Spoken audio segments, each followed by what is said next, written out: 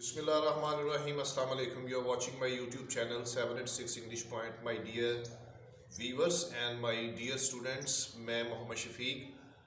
आज की जो वीडियो है इसमें भी हमारे पास एक स्टोरी है और उस स्टोरी को स्टार्ट करने से पहले मैं उसका जो बेसिक कॉन्सेप्ट है वो आपके सामने रखता हूँ।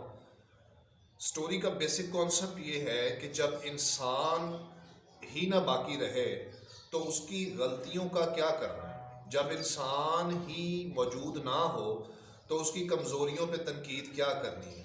जब इंसानों में से इंसान ही ना लगे तो उसकी बेवकूफ़ियों और नालायकियों का अचार डालना है। जब इंसान इंसानियत से ही खाली हो जाए तो इंसान के ऊपर मुख्तलिफ़ किस्म के तनकीदी हरबे या खामियाँ या नकाइस जो हैं उस पर बात करने का क्या फ़ायदा। जब इंसान मौजूद ही ना हो, नज़र ही ना आए, रहे ही ना, तो फिर इंसानी माशरे बनाने की क्या ज़रूरत है। ये एक उसका बड़ा बारीक सा मेन कॉन्सेप्ट है जो मैंने आपसे शेयर किया है। आज की कहानी में भी हम इसी टॉपिक पे बात करेंगे। बीए इंग्लिश की शॉर्ट स्टोरी है नंबर 7, द टेल टेल हार्ट इसका नाम है। E.A. पू ने लिखा है। टॉपिक बड़ा इंटरेस्टिंग है। जब इंसान ही ना रहे तो फिर उसकी गलतियों, खामियों और कमज़ोरियों पे क्या बात करनी है। ये तो फिर तो फजूल बहस है ना। इस टॉपिक पे हम बात करेंगे। और द टेल टेल हार्ट जो शॉर्ट स्टोरी है, बहुत सी शॉर्ट स्टोरीज़ पे बच्चों ने बड़ा बाजिद थे कि आप एक समरी का सा जो स्केच डिज़ाइन करते हैं उससे हमारे लिए बड़ी आसानी हो जाती है। वैसे तो इंग्लिश में डिटेल लेक्चर क्रिटिकल एप्रिसिएशंस के साथ मेरी चैनल की प्लेलिस्ट में मौजूद है। तो इसकी समरी बच्चों के कहने पर मैं एक सिलसिला लेके चल रहा हूँ शॉर्ट स्टोरीज़ का। आज नंबर 7 पे है। तो आए अब हम अपने मेन कॉन्सेप्ट की तरफ चलते हैं। जब इंसान ही ना रहे तो उसकी गलतियाँ क्या करनी। जब इंसान इंसानियत में मौजूद ही ना हो तो उसकी खामियों पे क्या बहस करनी है। द टेल टेल हार्ट में E.A. पू ने इसको लिखा है। मुसन्नफ कहता है कि बूढ़ा आदमी मेरा एक दोस्त था, एक ही बिल्डिंग में रहते थे और आमने सामने हम दोनों का एक फ्लैट था। तो बूढ़ा आदमी जब अपने सुबह काम पे जाने के लिए निकलता था, इधर से कहता है जी मैं भी निकलता था, तो कहता है अचानक मेरी उस बूढ़े आदमी की एक दिन आँख पे नज़र पड़ी। तो उसकी आँख के अंदर जो झिल्ली थी, जो मेम्ब्रेन्स थी, उसकी आँख की जो झिल्ली थी ना, यानी उसकी आँख जो थी वो गिद्ध की आँख से मिलती थी। गिद्ध एक जानवर है, ठीक है। जब इंसान ही ना रहे तो फिर वो मतलब कहना है कि वो गिद्ध बन जाता है या वो हैवान बन जाता है या वो वहशी बन जाता है। मुख्तलिफ नज़रियात हैं इसके ऊपर। कहानी में साथ साथ इनको भी लेके चलते हैं। अच्छा, तो उसकी आँख गिद्ध से मिलती है। अच्छा, मुसन्नफ अपने दिल में उसके खिलाफ नफरत पाल लेता है कि यार ये कितनी बुरी और गलीज़ किस्म की नज़ारा है उसके लिए। वक़्त गुज़रता गया। काफ़ी दिन तक मुसन्नफ उस बूढ़े आदमी से जब मिलता था तो उसकी आंख में नज़र पड़ती थी तो उसके दिल में बड़ी शदीद नफ़रत और हैबत तारी हो जाती थी। बिल आखिर शॉर्ट करते हुए मुसन्नफ ने यह फ़ैसला किया कि मैं इसकी आंख से जो है वो छुटकारा पाऊंगा किसी भी सूरत में, चाहे जैसे भी हो। और उसने फ़ैसला किया कि मैं बूढ़े आदमी को कत्ल कर दूंगा। यहाँ देखें कि उसकी आंख अच्छी नहीं लगती थी और उसने उसको कत्ल करने का मंसूबा बना लिया और कत्ल किया भी। यही बात हम आज कर रहे हैं कि जब इंसान ही ना रहे तो उसकी गलतियाँ, कमज़ोरियाँ, गुनाह, उसकी परेशानियाँ, बेहिसी और नाउमीदी पे क्या बात करनी है। मुसन्नफ बाकायदगी से 7 दिन तक इस बूढ़े आदमी के सामने वाले फ्लैट में जाता रहा उसको कत्ल करने के लिए। उसको कत्ल करने का मौका ना मिला उसको। 8वें दिन मुसन्नफ ने जब देखा तो बूढ़े आदमी की एक आंख, वही जो गिद्ध से मिलती थी, वो खुली थी। मुसन्नफ ने तकिया पकड़ा, उसके मुंह पे रखा और दम घुटने से यानी सफोकेशन से बूढ़ा आदमी अपनी मौत से जा मिला।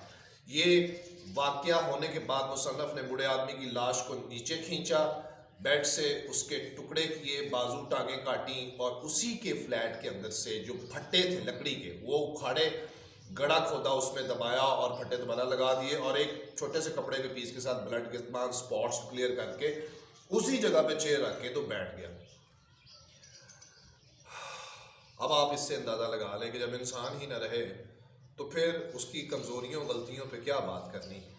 अच्छा, हुआ क्या कि मुसन्नफ अभी बैठा ही था। सुबह का टाइम हुआ, दरवाजे पे उसके फ्लैट पे बेल हुई तो मुसन्नफ ने दरवाज़ा खोला तो 2 पुलिस वाले बाहर खड़े थे।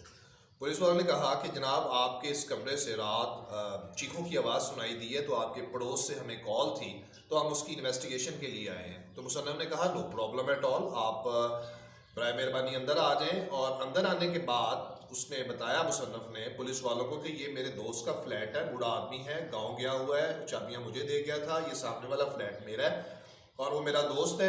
आप देख सकते हैं कि इस कमरे में हर चीज़, उसकी अलमारी, उसकी each and everything is in a okay position, there is no doubt at all. और हाँ, जहाँ तक आपने कहा कि चीखों की आवाज़ सुनाई दी, तो मैं एक्चुअली ख्वाब में ना डर जाता हूँ, तो वो ख्वाब में डरने की वजह से मेरी चीखें निकल आई, जिस वजह से शायद पड़ोसियों को इस चीज़ की डिस्टर्बेंस हुई, उसके लिए मैं माजरत हूँ। सो दी राइटर ने उनको मुकम्मल तौर पर सेटिस्फाइड किया और फिर आखिरकार उनको चेयर्स भी दी बैठने के लिए, आप तशरीफ़ रखें। वो बैठ गए। जब वो बैठे तो उन्होंने मुसन्नफ के साथ छोटी मोटी गुफ्तगू करना शुरू कर दी कि आपको बिल्ली कौन सी पसंद है, कुत्ता किस नस्ल का पसंद है, मुसन्नफ कौन सा पसंद है, हीरो कौन सा पसंद है, फिल्म कौन सी अच्छी लगती है। अच्छा, इसी गुफ्तगू के दौरान मुसन्नफ का जो ब्लड सर्कुलेशन थी वो थोड़ी सी फास्ट होना शुरू हो गई। पुलिस वालों को हल्का सा शक गुजरा कि there is something wrong in the bottom, लेकिन चूंकि वो सेटिस्फाइड कर चुका था पुलिस वालों को, पुलिस वालों ने गौर से उसका मुशाहिदा करना शुरू किया। अब हुआ ये कि मुसन्नफ को ये लगा कि जैसे उसके दिल की जो हार्ट बीट है ना, वो बड़ी तेज़ हो रही है। और थोड़ी ही देर के बाद उसको बातों ही के दरमियान में ये भी लगना शुरू हुआ कि जो डेड बॉडी नीचे मैंने उसके दफन की है, शायद उस दिल की धड़कन भी टिक टिक टिक टिक की आवाज़ आ रही है। लेकिन जबकि ये मुसन्नफ के अपने दिल की टिक टिक की आवाज़ थी और ये थी आवाज़ उसके खौफ और डर की। आखिरकार क्या हुआ कि मुसन्नफ के मुंह से झाग निकलना शुरू हो गई और पुलिस वालों को यकीन हो गया कि देयर इज समथिंग रॉन्ग। मुसन्नफ खुद ही अपने पागलपन और जुनून के अंदर ज़मीन की तरफ इशारा करता है कि यहाँ मैंने बूढ़े आदमी की लाश छुपाई है, और पुलिस वाले उसकी लाश को निकालते हैं और उसको गिरफ्तार करके ले जाते हैं। ये है जी एक मुख्तसर सी स्टोरी। और यही मुसन्नफ जो है जेल में बैठा हुआ अपने दोस्तों को ये कहानी सुना रहा है। कहानी का नाम क्या है? The tell tale heart. दिल, ऐसा दिल जो कहानी बयान कर रहा है, और ये मुसन्नफ ही का दिल है जो कहानी बयान कर रही है। अमेरिकन मुआशरे की कहानी है और E.A. पू ने, चूँकि ये लिटरेचर की कहानी है, ये किसी मखसूस इलाके के हवाले से नहीं होती, इसमें जो कॉन्सेप्ट दिया है वो इंटरनेशनल है। और वो कॉन्सेप्ट क्या है कि अब लोगों की सिचुएशन ये हो गई है कि इंसान इस वक्त इंसान नहीं रहा। मशरिक, मगरिब, शमाल, जनूब कहीं चले जाएं, इंसान धोखा फ़रेब का नुमाइंदा है। इंसान बदनवानी, झूठ, बेगैरती, बेशर्मी, नाउमीदी और मायूसी का एक मंबा, एक तस्वीर नज़र आता है। सब्र, बर्दाश्त, भाईचारा, मेल मिलाप, चाहत, बर्दाश्त, ये चीज़ें इंसान में ख़त्म हो गई हैं। और इंसान, जैसे T.S. इलियट का भी कहना है कि modern man is a hollow man, ये बुनियादी तौर पे उसने आज के दौर के इंसान की कासी की है कि आज के दौर का इंसान आज के दौर में इंसान बज़ाहिर चलता फिरता तो नज़र आता है लेकिन इंसान नहीं रहा। देखें, अगर आपकी शॉपिंग गुम हो जाए तो आपने रसीदों का चार्ट डालना है, तो ये एक बड़ी मायूस कुन, परेशान कुन, पथेटिक और बड़ी सॉरोफुल तस्वीर मुसन्नफ ने दिखाई है कि in modern times man is not a man, इंसान नहीं रहा। वो शायद किसी दरिंदे का, किसी वहशी का और किसी ऐसी मखलूक का रूप धार चुका है जो ना काबिल समझ है।